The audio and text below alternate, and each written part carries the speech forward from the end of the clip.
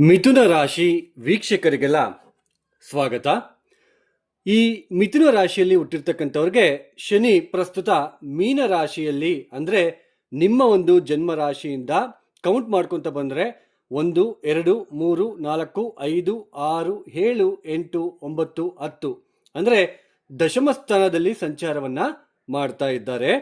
ಆದರೆ ಶನಿ ಈ ಮೀನ ರಾಶಿಯನ್ನು ಬಿಟ್ಟು ಯಾವಾಗ ಮೇಷರಾಶಿಗೆ ಪ್ರವೇಶವನ್ನು ಮಾಡ್ತಾರೆ, ಎಷ್ಟು ದಿನಗಳ ಕಾಲ ಇಲ್ಲಿ ಸಂಚಾರವನ್ನು ಮಾಡ್ತಾರೆ, ಶನಿಯ ಈ ಮೇಷರಾಶಿಯ ಪ್ರವೇಶ ಮತ್ತು ಸಂಚಾರದಿಂದ ಈ ಮಿಥುನ ರಾಶಿಯಲ್ಲಿ ಹುಟ್ಟಿರ್ತಕ್ಕಂಥವ್ರಿಗೆ ಆಗ್ತಕ್ಕಂತಹ ಬದಲಾವಣೆಗಳಾದರೂ ಏನು ಮತ್ತು ಪರಿಹಾರ ಕ್ರಮಗಳು ಏನು ಅಂತಕ್ಕಂಥದ್ದನ್ನ ಈ ವಿಡಿಯೋದಲ್ಲಿ ಉದಾಹರಣೆ ಸಮೇತ ನಿಮಗೆ ತಿಳಿಸ್ಲಿಕ್ಕೆ ಪ್ರಯತ್ನ ಮಾಡ್ತಾ ಇದ್ದೇನೆ. ನೋಡಿ, ಮನುಷ್ಯನ ಯಾವುದೇ ಕಷ್ಟ ಕಾರ್ಪಣ್ಯಕ್ಕೆ, ಮನುಷ್ಯನಿಗೆ ಯಾವುದೇ ಕಷ್ಟ ಬಂದರೂ ಕೂಡ ಅದಕ್ಕೆ ಹೊಣೆ ಶನಿಯೇ ಅಂತಕ್ಕಂಥ ಒಂದು ಮಾತುಗಳು ನಾವು ಹೇಳ್ತಾ ಇರ್ತೇವೆ, ಕೇಳ್ತಾ ಇರ್ತೇವೆ. ಶನಿ ಕರ್ಮಕಾರಕ. ನಮ್ಮ ಜಾತಕಾನುಸಾರವಾಗಿ ಯಾವ ಮನೆಯಲ್ಲಿ ಸ್ಥಿತರಿದ್ದಾರೋ, ಯಾವ ನಕ್ಷತ್ರದಲ್ಲಿ ಸ್ಥಿತರಿದ್ದಾರೋ, ಎಷ್ಟು ಅವರು ಬಲಿಷ್ಠರಾಗಿದ್ದಾರಾ ಅಥವಾ ಬಲಹೀನರಾಗಿದ್ದಾರಾ ಅನ್ನುವುದರ ಮೇಲೆ ಅವರ ಒಂದು ಫಲಿತಾಂಶಗಳು ನಿರ್ಧಾರ ಆಗಿರುತ್ತೆ. ಶನಿ ಕರ್ಮಕಾರಕ. ಶಿಸ್ತು, ಒಂದು ಶಿಸ್ತಿನ ಪಾಠವನ್ನು ಹೇಳ್ಕೊಳ್ತಕ್ಕಂತಹ ಒಂದು ಗ್ರಹ. ಹಾಗೆಯೇ ಮನುಷ್ಯನಲ್ಲಿ ಇರ್ತಕ್ಕಂತಹ ಅಹಂಕಾರವನ್ನು ಕಡಿಮೆ ಮಾಡಿ ಮನುಷ್ಯತ್ವವನ್ನು ತಿಳಿಸ್ತಕ್ಕಂತಹ ಗ್ರಹ ಶನಿ ಗ್ರಹ. ನೋಡಿ, ಇದು ರಾಶಿ, ನಿಮ್ಮದು ಮಿಥುನ ರಾಶಿ. ನೀವು ಯಾವ ನಕ್ಷತ್ರದಲ್ಲಿ ಹುಟ್ಟಿದ್ದೀರಾ? ಮೃಗಶಿರ ನಕ್ಷತ್ರ 3, 4ನೇ ಪಾದದಲ್ಲಿ ಹುಟ್ಟಿದ್ದೀರಾ, ಅಥವಾ ಆರಿದ್ರ ನಕ್ಷತ್ರದಲ್ಲಿ ಏನಾದರೂ ಹುಟ್ಟಿದ್ದೀರಾ, ಅಥವಾ ಪುನರ್ವಸು ನಕ್ಷತ್ರ 1, 2, 3, 4ನೇ ಪಾದದಲ್ಲಿ ಹುಟ್ಟಿದ್ದೀರಾ ಅನ್ನೋದು ಫಸ್ಟ್ ನಾವು ನೋಡ್ಕೋಬೇಕಾಗಿರ್ತಕ್ಕಂಥದ್ದು. ನೋಡಿ, ರಾಶಿ ಅಂದ್ರೆ ಏನು? ಚಂದ್ರ ಯಾವ ಮನೆಯಲ್ಲಿ ಇರ್ತಾನೋ ಅದನ್ನು ನಾವು ರಾಶಿ ಅಂತ ಕರಿತೀವಿ. ನಾವು ಹುಟ್ಟಿದಾಗ ಚಂದ್ರ ಯಾವ ನಕ್ಷತ್ರದಲ್ಲಿ ಸ್ಥಿತರಾಗಿದ್ರೋ ಆ ನಕ್ಷತ್ರ ನಮ್ದು ಜನ್ಮ ನಕ್ಷತ್ರ ಆಗುತ್ತೆ. ರಾಶಿ ಅಂದ್ರೆ ನಮ್ಮ ಮನಸ್ಸು. ಚಂದ್ರ ಮನಸ್ಸು ಕಾರಕ. ನೋಡಿ, ನಮಗೆ ಯಾವ ಯಾವ ಗ್ರಹಗಳು ನಮಗೆ ತುಂಬಾ ಒಳ್ಳೆಯ ಫಲಿತಾಂಶಗಳನ್ನು ಕೊಡ್ತಾರೆ ನಮ್ಮ ಜಾತಕದಲ್ಲಿ ಅಂತ ಹೇಗೆ ತಿಳ್ಕೋಬೇಕು ಅಂದ್ರೆ, ರಾಶಿ ಮುಖ್ಯನಾ ಅಥವಾ ಯಾವುದು ಮುಖ್ಯ, ಯಾವುದರ ಮೇಲೆ ನಮಗೆ ಗ್ರಹಗಳು, ನಮಗೆ ಇಂತಹ ಗ್ರಹಗಳು ಒಳ್ಳೆಯದನ್ನು ಮಾಡ್ತವೆ ಅಂತ ಗೊತ್ತಾಗುತ್ತೆ ಅಂದರೆ, ಮೊದಲನೇದಾಗಿ ಲಗ್ನ ತುಂಬಾ ಮುಖ್ಯ. ನಿಮ್ಮದು ಮೇಷ ಲಗ್ನನ ಅಥವಾ ವೃಷಭ ಲಗ್ನನ, ಮಿಥುನ ಲಗ್ನನ. ಮಿಥುನ ಲಗ್ನ ಮತ್ತು ಮಿಥುನ ರಾಶಿ ಆದರೆ ಚಂದ್ರ ಅಲ್ಲೇ ಇರ್ತಾರೆ, ಲಗ್ನ ಕೂಡ ಅದೇ ಆಗುತ್ತೆ. ಅಥವಾ ಕರ್ಕಾಟಕ ಲಗ್ನನ, ಅಥವಾ ಸಿಂಹ ಲಗ್ನನ, ಕನ್ಯಾ ಲಗ್ನನ, ತುಲಾ ಲಗ್ನನ, ಅಥವಾ ವೃಶ್ಚಿಕ ಲಗ್ನನ, ಅಥವಾ ಧನಸ್ಸು ಲಗ್ನನ, ಅಥವಾ ಮಕರ ಲಗ್ನನ, ಕುಂಭ ಲಗ್ನನ, ಮೀನ ಲಗ್ನನ. ನಾವು ಯಾವ ಲಗ್ನದಲ್ಲಿ ಹುಟ್ಟಿದ್ದೇವೆ ಅನ್ನುವುದು ಫಸ್ಟು ನಾವು ನೋಡ್ಕೋಬೇಕಾಗಿರ್ತಕ್ಕಂಥದ್ದು. ಒಂದೊಂದು ಲಗ್ನಕ್ಕೆ ಇಂತಹ ಗ್ರಹಗಳು ಅಂತ ಹೇಳ್ಬಿಟ್ಟು ಯೋಗಕಾರಕರು ಶುಭ ಗ್ರಹಗಳಾಗಿ ಇರ್ತಾರೆ. ನೋಡಿ, ಮೊದಲನೇದಾಗಿ ಇದನ್ನೆಲ್ಲ ನಾನು ಏನಕ್ಕೋಸ್ಕರ ಹೇಳ್ತಾ ಇದ್ದೇನೆ ಅಂದರೆ, ಶನಿಯೇ ನಮ್ಮ ಜಾತಕದಲ್ಲಿ ಮೂಲ ಕಾರಣ. ಅಂದರೆ ನಮಗೇನೇ ಕಷ್ಟ ಬಂದ್ರೂ ನಮಗೆ ಮೂಲ ಕಾರಣ ಶನಿನೇ ಅಂತಕ್ಕಂಥ ಒಂದು ಮನಸ್ಥಿತಿ ಯಾರಿಗೆಲ್ಲ ಇರುತ್ತೆ ಅವ್ರಿಗೆ ಅರ್ಥ ಮಾಡಿಸುವ ಒಂದು ಉದ್ದೇಶ ಇದಾಗಿರುತ್ತೆ. ನೋಡಿ, ಮೇಷ ಲಗ್ನಕ್ಕೆ 1, 2, 3, 4, 5 ಪಂಚಮಾಧಿಪತಿ ಸೂರ್ಯ, ಹಾಗೆ 5, 6, 7, 8, 9 ನವಮಾಧಿಪತಿ ಗುರು, ಹಾಗೆ ಲಗ್ನಾಧಿಪತಿ ಕುಜ. ಈ 3 ಗ್ರಹಗಳು ತುಂಬಾ ಉತ್ತಮವಾಗಿರ್ತಕ್ಕಂತಹ ಫಲಿತಾಂಶಗಳನ್ನು ಕೊಡ್ತಕ್ಕಂತಹ ಗ್ರಹಗಳು. ಈ 3 ಗ್ರಹಗಳು ಕೂಡ ನಮ್ಮ ಜನ್ಮ ಜಾತಕದಲ್ಲಿ ಬಲಹೀನ ಸ್ಥಿತಿಯಲ್ಲಿದ್ದರೆ ಅವರು ಕೂಡ ಸ್ವಲ್ಪ ಫಲಿತಾಂಶಗಳನ್ನು ಕಡಿಮೆ ಕೊಡ್ತಾರೆ ಅಂತ ಅರ್ಥ. ಪಂಚಮ ಸ್ಥಾನ ಪೂರ್ವ ಪುಣ್ಯ ಸ್ಥಾನ. ನಮ್ಮ ಸಂತಾನ ಯಾವ ಥರ ಇರುತ್ತೆ ನೋಡಿ, ಕೆಲವರಿಗೆ ಸಂತಾನ ಆದ ನಂತರ ತುಂಬ ಯಶಸ್ಸು ಸಿಗ್ತಾ ಹೋಗುತ್ತೆ ಅಂತವ್ರಿಗೆ. ಹಾಗೆ ಪಂಚಮ ಸ್ಥಾನ ತುಂಬ ಚೆನ್ನಾಗಿದ್ದರೆ ಅವ್ರಿಗೆ ಜಲಸಿ ನೇಚರ್ ಇರೋದಿಲ್ಲ, ಅಸೂಯೆ ಪಡ್ಕೊಳ್ತಕ್ಕಂತಹ ಒಂದು ಸ್ವಭಾವ ಇರೋದಿಲ್ಲ. ಹಾಗೆಯೇ ಕೆಲವರೆಲ್ಲ ತುಂಬ ಈಗ ನೀವು ನೋಡ್ತಾ ಇರ್ಬೋದು, ಕೆಲಸ ಮಾಡ್ಕೊಳ್ತಾ ಶೇರ್ ಮಾರ್ಕೆಟಲ್ಲಿ ಇನ್ವೆಸ್ಟ್ಮೆಂಟ್ ಮಾಡಿ ಮತ್ತೆ ಹಣ ಸಂಪಾದಿಸ್ತಾ ಇರ್ತಾರೆ ಬಿಕಾಸ್ ಆಫ್ ಪಂಚಮ ಸ್ಥಾನ, ಬುದ್ಧಿವಂತಿಕೆ ಸ್ಥಾನ ಅಂತ ನಾವು ಕರಿತೀವಿ. ಹಾಗೇನೆ ನಮ್ಮ ಕ್ರಿಯೇಟಿವಿಟಿ ಏನಾದರೂ ಇದೆಯಾ ನಮಗೆ, ಹಾಗೆ ನಾವು ಮಾಡ್ತಕ್ಕಂತಹ ಕೆಲಸ ಕಾರ್ಯಗಳಿಗೆ ರೆಕಾಗ್ನೈಸೇಷನ್ ಇದೆಯಾ ಅಂತ ತೋರಿಸ್ತಕ್ಕಂಥದ್ದೇ ಪಂಚಮ ಸ್ಥಾನ. ನವಮ ಸ್ಥಾನ ತಂದೆ, ಅದೃಷ್ಟ, ಪೂರ್ವ ಪುಣ್ಯ ಸ್ಥಾನ. ಲಗ್ನ ತುಂಬ ಮುಖ್ಯ. ನಮ್ಮ ಸ್ವಭಾವ ಯಾವ ಥರ ಇದೆ, ನಾವು ಯಾವ ಥರ ನಡ್ಕೊಳ್ತಾ ಇದ್ದೀವಿ, ನಮ್ಮ ಜೀವನದ ಶೈಲಿ ಯಾವ ಥರ ಇದೆ, ಕಷ್ಟದಿಂದ ಇದ್ದೀವಾ, ದುಃಖದಿಂದ ಇದ್ದೀವಾ, ನಾವೇನೇ ಬಂದ್ರೂ ಸೆಲ್ಫ್ ಕಾನ್ಫಿಡೆನ್ಸ್ ನಾವು ಬಿಟ್ಕೊಡಲ್ವಾ, ಅಂದರೆ ಆತ್ಮವಿಶ್ವಾಸ ತುಂಬ ಇರುತ್ತೆ. ಕೆಲವರಿಗೆ ಆತ್ಮವಿಶ್ವಾಸನೇ ಇರೋದಿಲ್ಲ ಬಿಕಾಸ್ ಆಫ್ ಲಗ್ನ, ಲಗ್ನಾಧಿಪತಿ ಎಲ್ಲಿದ್ದಾರೆ, ಲಗ್ನದ ಮೇಲೆ ಯಾವ ಗ್ರಹಗಳ ದೃಷ್ಟಿ ಇದೆ, ತುಂಬ ಮುಖ್ಯ ಆಗುತ್ತೆ. ಹಾಗೆ ನಾವು ಯಾವ ಥರ ನೋಡೋದಕ್ಕೆ ಯಾವ ಥರ ಇದ್ದೀವಿ, ಹೈಟ್ ಇದ್ದೀವಾ, ಒಳ್ಳೆ ಫಿಸಿಕ್ ಮೇಂಟೈನ್ ಮಾಡ್ತಿದ್ದೀವಾ, ನೋಡೋದಕ್ಕೆ ತುಂಬ ಚೆನ್ನಾಗಿದ್ದೀವಾ, ಅದೆಲ್ಲ ಲಗ್ನದ ಮೇಲೆ ಡಿಪೆಂಡ್ ಆಗಿರುತ್ತೆ. ಅಂದರೆ ಲಗ್ನ ತುಂಬ ಮುಖ್ಯ. ಏನು ಮನುಷ್ಯನ ಶರೀರ ಇದೆಯಲ್ಲ, ಅದರಲ್ಲಿ ಬರ್ತಕ್ಕಂತಹ ಮನಸ್ಸು ಇದೆಯಲ್ಲ, ಅದು ರಾಶಿ. ಅರ್ಥ ಮಾಡ್ಕೊಳ್ಳಿ. ಅಂದರೆ ನೀವು ಈಗ ಮೃಗಶಿರ ನಕ್ಷತ್ರದಲ್ಲಿ ಏನಾದರೂ ಹುಟ್ಟಿದ್ದೀರಾ ಅಂತ ಇಟ್ಕೊಳ್ಳಿ. ಮೃಗಶಿರ ನಕ್ಷತ್ರದಲ್ಲಿ ಹುಟ್ಟಿರ್ತಕ್ಕಂಥವ್ರಿಗೆ ಕುಜ ದಶ ಪ್ರಾರಂಭ ಆಗುತ್ತೆ. ಅಂದರೆ ಚಂದ್ರ ನಿಮಗೆ, ನೀವು ಹುಟ್ಟಿದಾಗ ಮೃಗಶಿರ ನಕ್ಷತ್ರದಲ್ಲಿ 3-4ನೇ ಪಾದದಲ್ಲಿ ಏನಾದರೂ ಇದ್ದರೆ ನಿಮಗೆ ಕುಜ ಮಹಾದಶ ಪ್ರಾರಂಭ ಆಗುತ್ತೆ. ಅಂದರೆ ಅಲ್ಲಿಂದ ನಿಮಗೆ ಕುಜ, ರಾಹುದಶ 18 ವರ್ಷ, ರಾಹು ಆದಮೇಲೆ ಗುರು ಮಹಾದಶ ಆದಮೇಲೆ ಶನಿ ಮಹಾದಶ, ಗುರು ಮಹಾದಶ 16 ವರ್ಷ ಇರುತ್ತೆ, ಶನಿ ಮಹಾದಶ 18 ವರ್ಷ ಇರುತ್ತೆ. ಈ ಥರ ಒಂದೊಂದೇ ದಶಾಭುಕ್ತಿ ಬಂದಾಗಲೆಲ್ಲ ನಮ್ಮ ಶರೀರ, ಮನಸ್ಸು ಬದಲಾವಣೆ ಆಗ್ತಾ ಇರುತ್ತೆ. ಯಾಕೆಂದರೆ ದಶಾಭುಕ್ತಿಗಳು, ಒಂದೊಂದು ದಶಾಭುಕ್ತಿ ಬಂದಾಗ, ಈಗ ಪಂಚಮಾಧಿಪತಿ ದಶಾಭುಕ್ತಿ ಬಂದಾಗ ಒಳ್ಳೆ ಜೀವನ ಮಾಡ್ತಾ ಇರ್ತೀವಿ, ಚೆನ್ನಾಗಿರ್ತೀವಿ, ಯಾವುದೇ ತೊಂದರೆ ತಾಪತ್ರ ಇರೋದಿಲ್ಲ. ಅಂದರೆ ಪಂಚಮಾಧಿಪತಿ ಎಷ್ಟು ಬಲಿಷ್ಠನಾಗಿದ್ದಾನೋ ನೋಡ್ಕೋಬೇಕು. ಅದು ಹೇಗೆ ಗೊತ್ತಾಗುತ್ತೆ? ಅಷ್ಟಕ ವರ್ಗ ಬಿಂದುಗಳು ತುಂಬ ಮುಖ್ಯ ಸ್ನೇಹಿತರೆ. ಒಂದು ಪ್ಲಾನೆಟ್ ಸ್ಟ್ರೆಂತ್ನ ನಮಗೆ ಡಿಸೈಡ್ ಮಾಡ್ತಕ್ಕಂಥದ್ದು ಅಷ್ಟಕ ವರ್ಗ ಬಿಂದುಗಳು.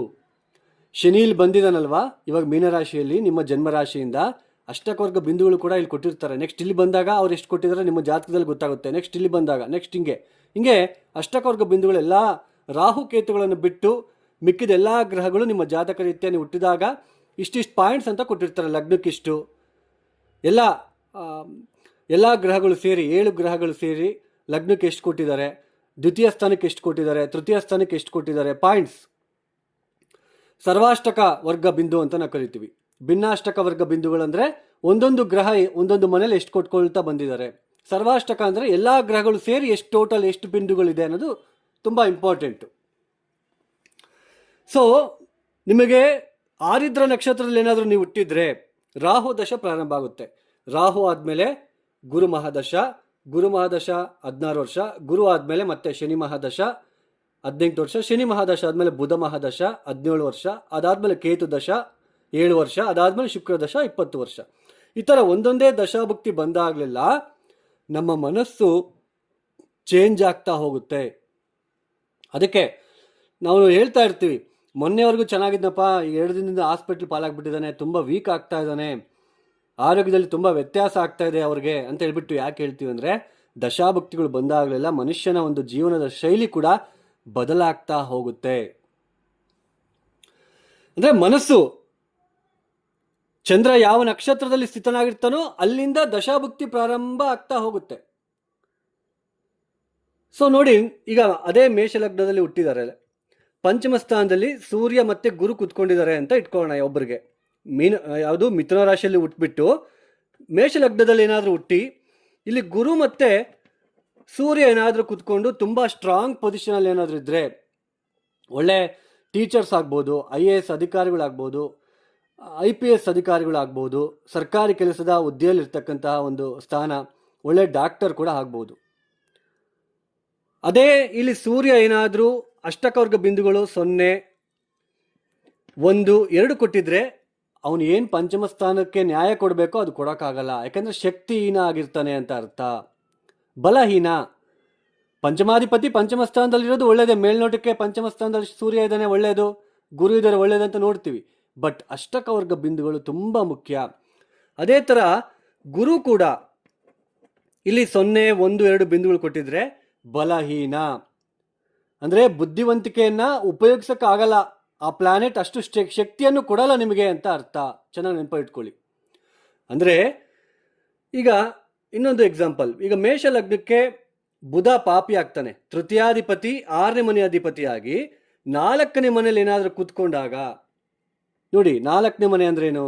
ಮನಃಶಾಂತಿ ಮನೆಯಲ್ಲಿ ಕುಟುಂಬದ ವ್ಯಕ್ತಿಗಳು ನಮ್ಮ ಜೊತೆ ಯಾವ ಥರ ಇರ್ತಾರೆ, ನಾವು ಅವ್ರ ಜೊತೆ ಯಾವ ಥರ ಇರ್ತೀವಿ, ನಮ್ಮ ಮನೆಯ ಸ್ಥಿತಿ ಯಾವ ಥರ ಇರುತ್ತೆ, ದುಃಖದಿಂದ ಕೂಡಿರ್ತೀವ ಅಥವಾ ಸಂತೋಷವಾಗಿರ್ತೀವ, ಮನೆ ಚೆನ್ನಾಗಿರುತ್ತಾ ನೋಡಲಿಕ್ಕೆ, ಇದೆಲ್ಲನೂ ಕೂಡ ಚತುರ್ಥ ಸ್ಥಾನ ಆಗಲಿ ತಾಯಿಯ ಜೊತೆ ಯಾವ ಥರ ಇರುತ್ತೆ.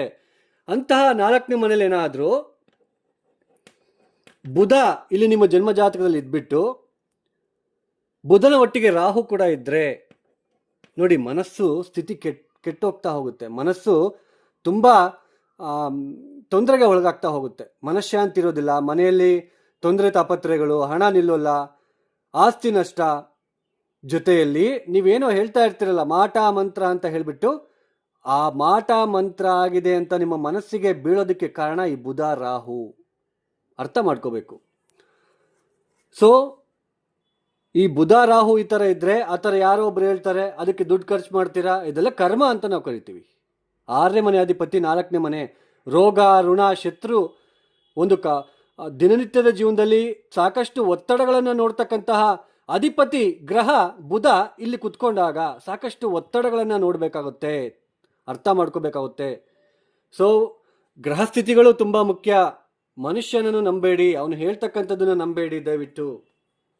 ಹಾಗೆ ಇಲ್ಲೂ ನಿಮಗೆ ಮಾಟ ಮಂತ್ರ ಅನ್ನೋದು ನಿಮಗೆ ಇವಾಗ ಅರ್ಥ ಆಗಿರಬೇಕು. ಬುಧ ರಾಹು ಈ ಥರ ಬಂದಾಗ ಆ ಥರ ನಿಮಗೆ ಮನಸ್ಸಿಗೆ ಭಯ ಹುಟ್ಟಿಸ್ತಕ್ಕಂಥ ಮಾತುಗಳು ಕೇಳಿಬಂದು ಹಣ ನಷ್ಟ ಮಾಡ್ಕೊಳ್ಳೋ ಥರ ಆಗುತ್ತೆ. ಅದನ್ನು ನಾವು ಕರ್ಮ ಅಂತ ನಾವು ಕರಿತೀವಿ. ಡೋಂಟ್ ಬಿಲೀವ್ ಪೀಪಲ್ಸ್, ಏನು ಹೇಳ್ತಾರೆ ಜನ ಅದನ್ನು ನಂಬೇಡಿ ದಯವಿಟ್ಟು. ಮಾಟ ಮಂತ್ರ ಅದಕ್ಕೆಲ್ಲ ನೀವು ಕಿವಿ ಕೊಡಬೇಡಿ ದಯವಿಟ್ಟು. ಇದನ್ನು ನಾನು ಈ ಎಕ್ಸಾಂಪಲ್ ಕೊಡ್ತಾ ಹೇಳ್ತಾ ಇರ್ತಕ್ಕಂಥದ್ದು ನೀವು ಅರ್ಥ ಮಾಡ್ಕೊಳ್ಬೇಕು ಅಂತಕ್ಕಂಥ ಒಂದು ವಿಚಾರ. ನೋಡಿ, ಈಗ ಋಷಭ ಲಗ್ನದಲ್ಲಿ ಇನ್ನೊಂದು ಎಕ್ಸಾಂಪಲ್ ತಗೊಳ್ಳೋಣ, ಬೇಗ ಮುಗಿಸ್ತೀನಿ. ಈಗ ಋಷಭ ನೋಡಿ, ಮೇಷ ಲಗ್ನದಲ್ಲಿ ಹುಟ್ಟಿರ್ತಕ್ಕಂಥವ್ರಿಗೆ ಬುಧ ಇಲ್ಲಿ 4ನೇ ಮನೆ ಕುತ್ಕೊಂಡಿದ್ದಾನೆ. ಬುಧ ದಶ ನಡೀತಾ ಇದ್ರೆ ಪಾಪ ಶನಿ ಏನು ಮಾಡ್ತಾರೆ? ನಿಮಗೆ ನಡೀತಾ ಇರೋದು ಜಾತಕ ರೀತಿಯ ಬುಧ ದಶ. ಬುಧನಿಗೂ ಶನಿಗೂ ಅವ್ರಿಗೇನು ಲಿಂಕ್ ಇದೆ? ಶನಿ ಮೇಲೆ ದೂಷಣೆ ಮಾಡೋದು ತಪ್ಪಲ್ವಾ? ಸೊ ಯೋಚನೆ ಮಾಡಬೇಕಾಗುತ್ತೆ. ಶನಿ ತುಂಬ ಒಳ್ಳೆ ಪ್ಲಾನೆಟ್, ತುಂಬ ಗುಡ್ ಪ್ಲಾನೆಟ್. ನಮಗೆ ಅರ್ಥ ಮಾಡ್ಕೊಳ್ಳಿ. ಶನಿ ಕಾರ್ಮಿಕ, ಕಬ್ಬಿಣ, ಒಳ್ಳೆ ಕಾಂಟ್ರಾಕ್ಟರ್ ಆಗ್ಬೇಕಂದ್ರೂ, ಒಬ್ಬ ಒಳ್ಳೆ ಮೇಸ್ತ್ರಿ ಆಗ್ಬೇಕಂದ್ರೂ ಶನಿ ತುಂಬ ಮುಖ್ಯ. ಶನಿ ಇಲ್ಲದೆ ಯಾವುದೂ ನಡೆಯೋದಿಲ್ಲ, ಅರ್ಥ ಮಾಡ್ಕೋಬೇಕು.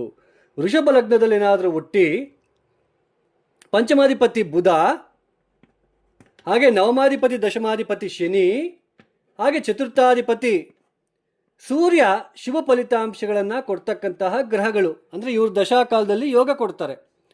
ನೋಡಿ, ವೃಷಭ ಲಗ್ನ, ಮಿಥುನ ರಾಶಿ, ರಾಶಿಗೂ ಅಧಿಪತಿ ಬುಧ, ಲಗ್ನಕ್ಕೂ ಅಧಿಪತಿ ಪಂಚಮಾಧಿಪತಿ ಬುಧ. ಇಲ್ಲಿ ಏನಾದರೂ ಪಂಚಮ ಸ್ಥಾನದಲ್ಲಿ ಬುಧ ಏನಾದರೂ ಸ್ಟ್ರಾಂಗ್ ಆಗಿ ಅಷ್ಟಕವರ್ಗ ಬಿಂದುಗಳನ್ನು 4, 5, 6 ಕೊಟ್ಟಿದ್ರೆ, ಚಾರ್ಟೆಡ್ ಅಕೌಂಟು, ಮ್ಯಾಥಮೆಟಿಕ್ಸು, ಕಂಪ್ಯೂಟ್ರಲ್ಲಿ, ಬಿಸ್ನೆಸ್ಸಲ್ಲಿ ತುಂಬ ಹೇರಳವಾಗಿರ್ತಕ್ಕಂತಹ ಹಣ ಸಂಪಾದನೆ ಮಾಡೋದಕ್ಕೆ ಅವಕಾಶ ಕೊಡ್ತಾರೆ. ಅವರ ದಶಾಭುಕ್ತಿ ಬಂದಿರಬೇಕು, ಅವರು ಆವಾಗಲೇ ಆಕ್ಟಿವೇಟ್ ಆಗೋದು.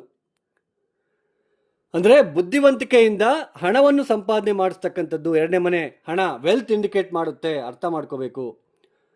ಅದೇ ಬುಧ ಏನಾದರೂ ಇಲ್ಲಿ 0, 1, 2 ಬಿಂದುಗಳು ಕೊಟ್ಟಿದ್ರೆ ತನ್ನ ಒಂದು ಬುದ್ಧಿವಂತಿಕೆಯನ್ನು ತೋರಿಸ್ಕೊಳಕ್ಕಾಗಲ್ಲ. ಬುದ್ಧಿ ಇದ್ರೂ ಕೂಡ ಅದು ಹೊರಗಡೆ ಬರೋಲ್ಲ, ಅರ್ಥ ಮಾಡ್ಕೋಬೇಕು ನಾವು.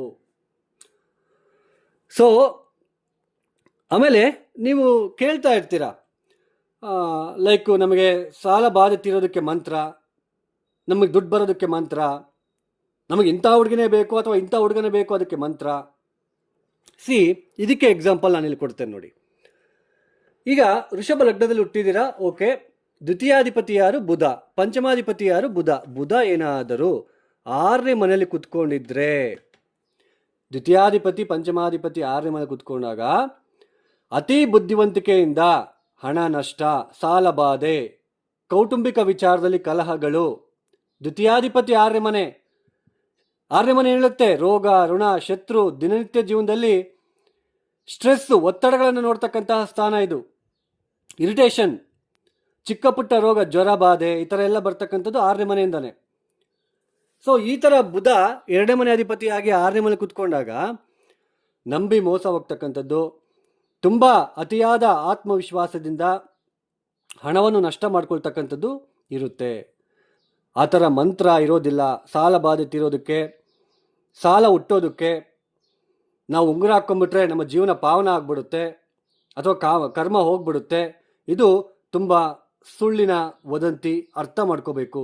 ಆ ಥರ ಸಾಲ ತೀರೋದಕ್ಕೂ ಸಾಲ ಹುಟ್ಟೋದಕ್ಕೂ ಮಂತ್ರಗಳು ಇದ್ದಿದ್ರೆ ನಾನೇ ಹೇಳ್ಕೊಂಡು ನೆಮ್ಮದಿಯಾಗಿರ್ತೇನೆ. ಸೊ ಅರ್ಥ ಮಾಡ್ಕೋಬೇಕು. ಪ್ಲಾನೆಟರಿ ಪೊಸಿಷನ್ ನಾವು ಅರ್ಥ ಮಾಡ್ಕೋಬೇಕು. ಅದಕ್ಕೆ ನಮಗೆ ಎಕ್ಸಾಂಪಲ್ ಕೊಡ್ತಾ ಇರೋದು 2ನೇ ಮನೆ ಅಧಿಪತಿ 6ನೇ ಮನೆ ಇದ್ದಾಗ ಅದು ಕರ್ಮ ಅಂತ ನಾವು ಕರಿತೀವಿ. ಪಂಚಮಾಧಿಪತಿ 6ನೇ ಮನೆ. ಸುಮ್ಮನೆ ಸ್ಟ್ರೆಸ್ ತಗೊಳ್ತಾರೆ. ಆತ್ಮವಿಶ್ವಾಸ ಹೆಚ್ಚಾಗಿ ಸ್ಟ್ರೆಸ್ ಮಾಡಿಕೊಂಡು ಬಿಸ್ನೆಸ್ಸಲ್ಲಿ ಜಾಸ್ತಿ ಹಣವನ್ನು ಹೂಡಿಕೆ ಮಾಡಿ ನಷ್ಟ ಮಾಡ್ಕೊಳ್ತಕ್ಕಂಥದ್ದು. ಯಾಕೆಂದರೆ 12ನೇ ಮನೆ ನೋಡ್ತಾರೆ. ವೃಷಭ ಲಗ್ನದಿಂದ 12ನೇ ಮನೆ ಯಾವುದು?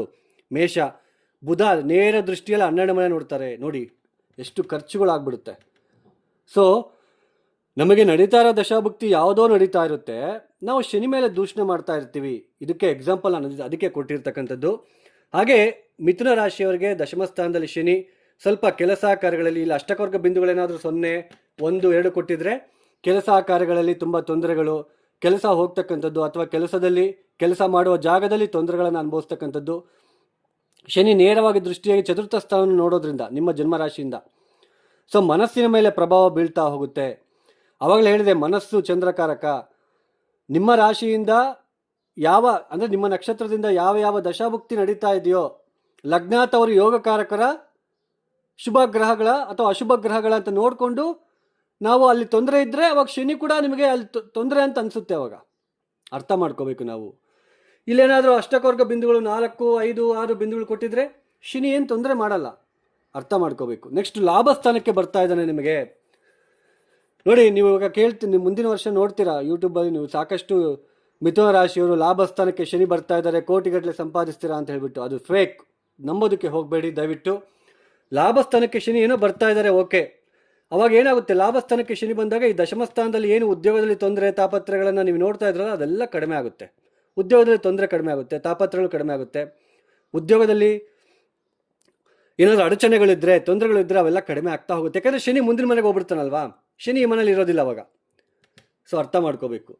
ಸೊ ಲಾಭ ಸ್ಥಾನಕ್ಕೆ ಶನಿ ಇಲ್ಲಿ ಬಂದಾಗ 2027 ಜೂನ್ 3ನೇ ತಾರೀಕಿನಿಂದ 2029 ಆಗಸ್ಟ್ 13ನೇ ತಾರೀಕಿನ ತನಕ ಶನಿ ಇಲ್ಲಿ ಲಾಭ ಸ್ಥಾನದಲ್ಲಿ ಸಂಚಾರ ಮಾಡಬೇಕಾದ್ರೆ ಶನಿಯಿಂದ ಹೇಳ್ಕೊಳ್ತಕ್ಕಂತಹ ತೊಂದರೆಗಳಾಗೋದಿಲ್ಲ. ಆದರೆ ಇಲ್ಲಿ ಬಲಹೀನ ಸ್ಥಿತಿಯಲ್ಲಿದ್ದರೆ 0, 1, 2 ಬಿಂದುಗಳು ಕೊಟ್ಟಿದ್ರೆ ಶನಿಯ ನೇರ ದೃಷ್ಟಿ ಪಂಚಮ ಸ್ಥಾನದ ಮೇಲೆ ಬೀಳೋದ್ರಿಂದ ನಂಬಿ ಹಣವನ್ನು ನಷ್ಟ ಮಾಡ್ಕೊಳ್ತಕ್ಕಂಥದ್ದು ಇರುತ್ತೆ. ಯಾರನ್ನಾದ್ರೂ ನಂಬಿ ಹಣ ನಷ್ಟ ಮಾಡ್ಕೊಳ್ತಕ್ಕಂಥದ್ದು, ಬುದ್ಧಿವಂತಿಕೆ ಉಪಯೋಗಿಸೋಕ್ಕಾಗಲ್ಲ ಅವಾಗ. ಪಂಚಮ ಸ್ಥಾನ ಅಂದ್ರೆ ಏನು? ಬುದ್ಧಿವಂತಿಕೆ. ಸೊ 10ನೇ ಮನೆಯಿಂದ 11ನೇ ಲಾಭ ಸ್ಥಾನಕ್ಕೆ ಬರ್ತಾ ಇರೋದು, ಉದ್ಯೋಗದಲ್ಲಿ ಒತ್ತಡಗಳು ಕಡಿಮೆ ಆಗುತ್ತೆ, ತೊಂದರೆಗಳು ಕಡಿಮೆ ಆಗುತ್ತೆ. ಲಾಭ ಸ್ಥಾನಕ್ಕೆ ಬಂದಾಗ ಶನಿಯಿಂದ ಏನಾದರೂ ತೊಂದರೆ ಆಗುತ್ತಾ ಆಗಲ್ವಾ ಅನ್ನೋದು ಅಷ್ಟಕವರ್ಗ ಬಿಂದುಗಳ ಮೇಲೆ ಡಿಪೆಂಡ್ ಆಗಿರುತ್ತೆ. ಇಲ್ಲಿ ಅಷ್ಟಕವರ್ಗ ಬಿಂದುಗಳೇನಾದರೂ 4, 5, 6 ಬಿಂದುಗಳೇನಾದರೂ ಕೊಟ್ಟಿದ್ರೆ ಅದೇ ವ್ಯಾಪಾರದಿಂದ ಅದೇ ಇನ್ವೆಸ್ಟಿಂದ ಸ್ವಲ್ಪ ಹಣವನ್ನು ಗಳಿಕೆ ಮಾಡ್ಕೊಳ್ತೀರಾ, ಹಣಕಾಸಿನ ವಿಚಾರದಲ್ಲಿ ಪ್ರಗತಿ ಮಾಡ್ಕೊಳ್ತೀರಾ, ಸೋಷಿಯಲ್ನಲ್ಲಿ ಸಮಾಜದಲ್ಲಿ ಒಂದು ಒಳ್ಳೆಯ ರೆಸ್ಪಾನ್ಸ್ ಸಿಗುತ್ತೆ, ರೆಸ್ಪೆಕ್ಟ್ ಸಿಗುತ್ತೆ. ಸೊ ಇದನ್ನು ಅರ್ಥ ಮಾಡ್ಕೋಬೇಕು. ಲಾಭ ಸ್ಥಾನಕ್ಕೆ ಶನಿ ಬಂದರೂ ಕೋಟಿಗಟ್ಟಲೆ ಸಂಪಾದಿಸ್ತೀರಾ, ಅದು ತಪ್ಪು. ಯಾರ ಜನ್ಮ ಜಾತಕದಲ್ಲಿ ಏನಾದರೂ ಶನಿ ಮಹಾದಶ ಶನಿ ಭುಕ್ತಿ ನಡೀತಾ ಇದ್ದರೆ ಅವ್ರಿಗೆ ಇದರ ಇಂಪ್ಯಾಕ್ಟ್ ಜಾಸ್ತಿ ಇರುತ್ತೆ. ಹಾಗೆ ಶನಿಯಿಂದ ತೊಂದರೆ ಆಗುತ್ತಾ ಅಥವಾ ಏನು ಅಂಥದ್ದು ಹೆಂಗೆ ಗೊತ್ತಾಗುತ್ತೆ ಅಂದರೆ ಅಷ್ಟಕವರ್ಗ ಬಿಂದುಗಳಿಂದ ನಮಗೆ ಗೊತ್ತಾಗ್ತಕ್ಕಂಥದ್ದು. ದಯವಿಟ್ಟು ಅರ್ಥ ಮಾಡ್ಕೊಳ್ಳಿ. ಬ್ಲೈಂಡ್ ಆಗಿ ನಂಬೋದಕ್ಕೆ ಹೋಗಬೇಡಿ, ಲಾಜಿಕ್ ಆಗಿ ಥಿಂಕ್ ಮಾಡಿ. ಆಮೇಲೆ ಶನಿ ನಮಗೆ ತೊಂದರೆ ಮಾಡಕ್ಕೆ ಬಂದಾಗ ಸೊ ಅವಾಗ ಶನಿಯಿಂದ ಯಾರು ಕಾಪಾಡ್ತಾರೆ? ಕಾಲಭೈರವ ಗಾಯತ್ರಿಯನ್ನು ಮಂತ್ರವನ್ನು ಮಾಡ್ಕೋಬೇಕು. ಅರ್ಥ ಮಾಡ್ಕೊಳ್ಳಿ. ಸಾಡೆ ಸಾತಿ ಶನಿ ಅಥವಾ ಅಷ್ಟಮ ಶನಿ ಪಂಚಮ ಶನಿ ಬಂದಾಗ ಸುಮ್ಮನೆ ನಾವು ಶನಿ ಹತ್ರ ಹೋಗ್ತೀವಿ, ಕಪ್ಪು ಬಟ್ಟೆಗಳನ್ನು ಹಾಕ್ಕೊಳ್ತೀವಿ, ಇದೆಲ್ಲ ಮಾಡ್ತಾ ಇರ್ತೀರ, ತಪ್ಪು. ತೊಂದರೆ ಕೊಡಕ್ಕೆ ಬಂದಿದ್ದಾರೆ ಅವರು. ಇವಾಗ ಕರ್ಮವನ್ನು ಕಡಿಮೆ ಮಾಡ್ಕೋಬೇಕು, ಕರ್ಮ ಏನು ಜಾಸ್ತಿ ಮಾಡ್ಕೋಬಾರ್ದು, ಅರ್ಥ ಮಾಡ್ಕೋಬೇಕು. ಕರ್ಮ ಕಡಿಮೆ ಮಾಡ್ಕೋಬೇಕಂದ್ರೆ ಕಾಲಭೈರವ ಗಾಯತ್ರಿ ಮಂತ್ರ, ಓಂ ನಮಃ ಶಿವಾಯ ಪ್ರತಿನಿತ್ಯ ಇಷ್ಟು ಅಂತ ಮಾಡಬೇಕು. ಬಟ್ ಯಾರು ಮಾಡಲ್ಲ. ನಾನು ಹಂಗೆ ಮಾಡಿದೆ, ನಾನು ಹಿಂಗೆ ಮಾಡಿದೆ, ಆ ಪೂಜೆ ಮಾಡಿದೆ ಅಂತ ಹೇಳ್ತಾ ಇರ್ತಾರೆ. ಜಾತಕಕ್ಕೆ ಏನು ಬೇಕೋ ಅದನ್ನು ಮಾಡ್ಕೊಳೋದು, ಕರ್ಮ ಜಾಸ್ತಿ ಇದ್ದಾಗ ಮಾಡ್ಕೊಳ್ಳಲ್ಲ. ಅರ್ಥ ಮಾಡ್ಕೋಬೇಕಾಗುತ್ತೆ. ಯಾರೆಲ್ಲ ಈ ವಿಡಿಯೋನ ನೋಡ್ತಾ ಇದ್ದೀರಾ, ನಿಮ್ಗೆ ಇಷ್ಟ ಆಗಿದ್ರೆ ಮಾತ್ರ ಲೈಕ್ ಮಾಡಿ, ಶೇರ್ ಮಾಡಿ, ಸಬ್ಸ್ಕ್ರೈಬ್ ಮಾಡ್ಕೊಳ್ಳಿ. ಆಸ್ಟ್ರಾಲಜಿ ಕನ್ಸಲ್ಟೇಷನ್ ಬೇಕು ಅಂತಂದರೆ ಡಿಸ್ಪ್ಲೇ ಆಗ್ತಿರೋ ನಂಬರ್ಗೆ ನೇರವಾಗಿ ಕರೆಯನ್ನು ಮಾಡಿ. ಪ್ರಾಬ್ಲಮ್ಸ್ನ ಹೇಳ್ಕೋಬಾರ್ದು. ಆದಷ್ಟು ನಾನೇ ಜಾತಕ ರೀತಿಯ ಏನೇನು ಪ್ರಾಬ್ಲಮ್ ಆಗ್ತಾ ಇದೆ ನಾನೇ ಎಕ್ಸ್ಪ್ಲೇನ್ ಮಾಡ್ತೇನೆ. ಸರಳ ಪರಿಹಾರಗಳು ಇರುತ್ತೆ. ಸರ್ವೇ ಜನೋ ಸುಖಿನೋ ಭವಂತು. ಧನ್ಯವಾದಗಳು. ಜೈ ಶ್ರೀರಾಮ್.